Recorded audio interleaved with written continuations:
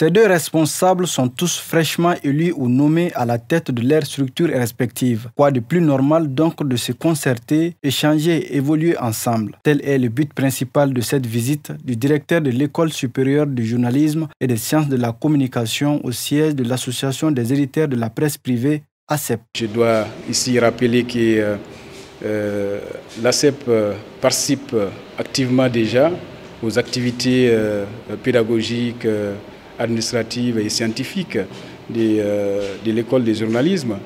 Et l'ACEP siège encore dans les conseils d'administration de notre école et puis dans les conseils pédagogiques aussi. Et les suggestions sont tout le temps formulées par l'ACEP. Et d'ailleurs, c'est une association qui fait partie des premières à revendiquer la création de cette école.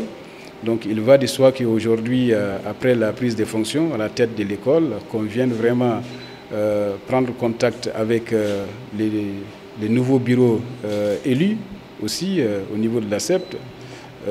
Dieu a fait les choses de telle sorte que nous entrons tous en fonction presque au même moment. La presse écrite, un autre pied de l'information, a un grand rôle à jouer. Ils sont plus de 230 journaux au Mali, ce qui signifie la place qu'occupent ces éditeurs de presse écrite dans le milieu médiatique malien. Cette visite est véritablement l'expression